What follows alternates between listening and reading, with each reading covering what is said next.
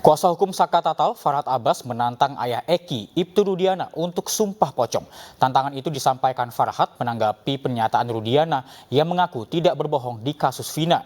Sementara praktisi hukum Rasman Nasution menanggapi soal sumpah pocong tidak perlu dilakukan karena masih belum diperlukan dalam kasus Vina dan Eki.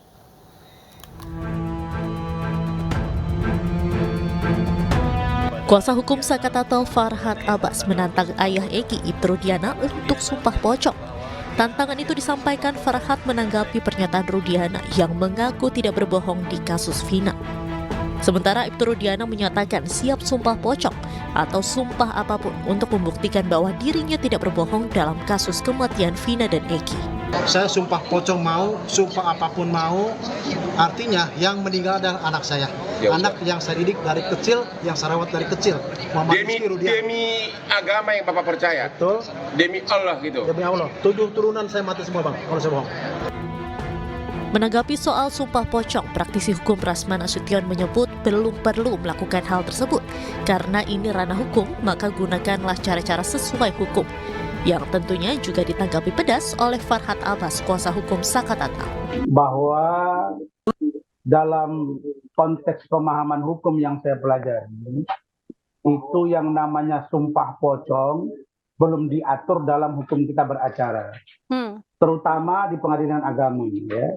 Tetapi dalam kaitannya dengan pendekatan hukum yang disebut dengan decisor atau pemutus, ketika kita sudah tidak lagi menemukan pendekatan hukum melalui aturan undang-undang yang berlaku, KUHP, KUHP, undang-undang yang lain, maka itu dapat dilakukan atas persetujuan kedua belah pihak.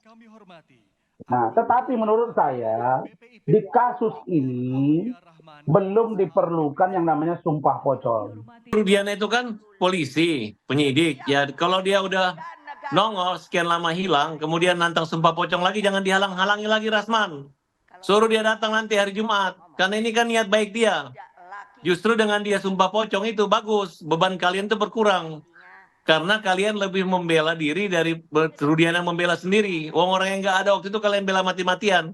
Sekarang mereka udah mau sumpah pocong, kenapa kamu larang? Nggak boleh dilarang, biarin aja. Dan sumpah pocong itu juga bukan berarti orang jadi pocong.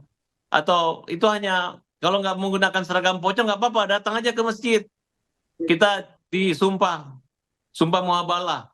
Kemudian menyatakan bahwa apabila kebohongan itu lebih baik dapat laknatullah. Diazab kan, dan Saka siap. Nah sekarang Rudiana udah menantang kita, kenapa dihalangi, kenapa dianggap tidak perlu. Silakan datang gitu, karena omongan itu dilakukan di depan konvensi pers gitu. Justru kalau dia udah menantang, kita mau datang, tiba-tiba dia dihalangi, justru kita bingung gitu. Nah, jadi luruskan aja, jadi enak kan, polisi juga tidak terganggu, Rudiana kan bicara secara pribadi. Karena kita nggak menyuruh Kapolri atau Kapolda yang sumpah pocong, tapi dia yang minta menantang sumpah pocong dan siap. Rencananya sumpah pocong Saka Tatal dan Ibtu Rudiana akan dilaksanakan pada Jumat 9 Agustus mendatang. Tim Liputan iNews melaporkan.